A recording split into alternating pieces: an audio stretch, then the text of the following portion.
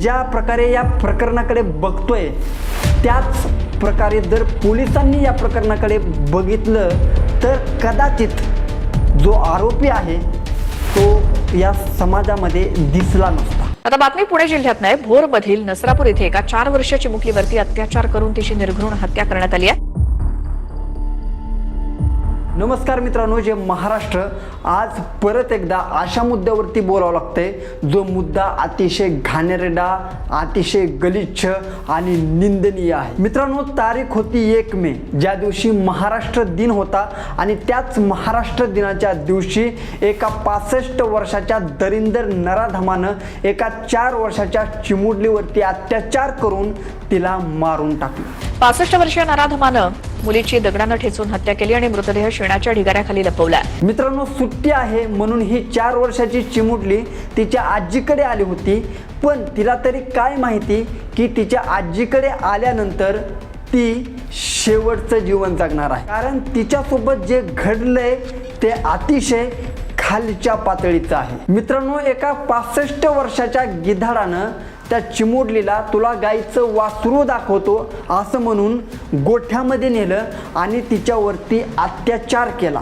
आणि इतकंच नाही तर तिला दगडाने ठेचलं आणि तिचा मृतदेह शेणाच्या ढिगाऱ्याखाली लपवून ठेवला आणि तिथून तो नराधम पळून गेला। मित्रांनो, हे नीच प्रवृत्तीचं कृत्य ऐकल्यानंतर प्रत्येकाच्या अंगावरती काटा येईलच, पण हाही प्रश्न निर्माण होईल की हे असे कृत्य वारंवार घडत असताना याच्यावरती कठोर कारवाई का होत नाही। मित्रांनो, या 65 वर्षाच्या दरिंदर प्रवृत्तीच्या नराधमानं याआधी सुद्धा असे गुन्हे केलेले आहेत।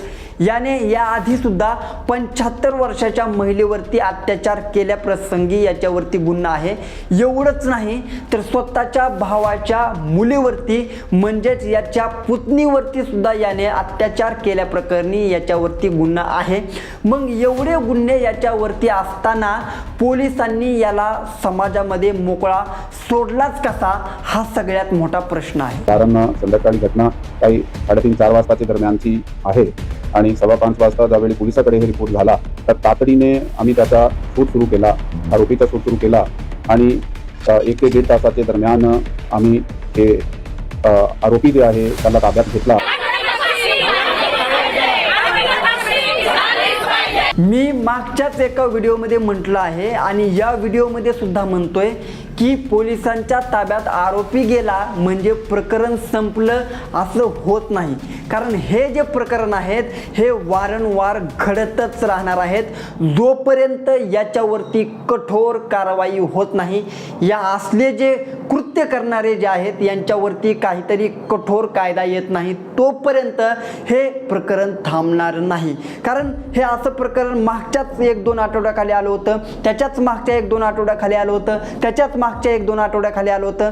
महिन्यातून 1 ते 2 आठवड्यानंतर हे प्रकरण परत तुम्हाला बघायला मिळणार आहे, कारण याच्यावरती कठोर कायदा नाही और उसको 15 दिन के अंदर उसको फांसी की शिक्षा होना चाहिए। मित्रांनो, मी ज्या प्रकारे या प्रकरणाकडे बघतोय त्याच प्रकारे जर पोलिसांनी या प्रकरणाकडे बघितलं तर कदाचित जो आरोपी आहे तो या समाजामध्ये दिसला नसता, कारण जोपर्यंत हे असले कृत्य करणारे जे नराधम आहेत यांच्या मनामध्ये भीती निर्माण होत नाही तोपर्यंत हे असले कृत्य थांबणार नाहीत। मित्रांनो, आपण भेटू लवकरच पुढच्या व्हिडिओमध्ये, तोपर्यंत राम राम।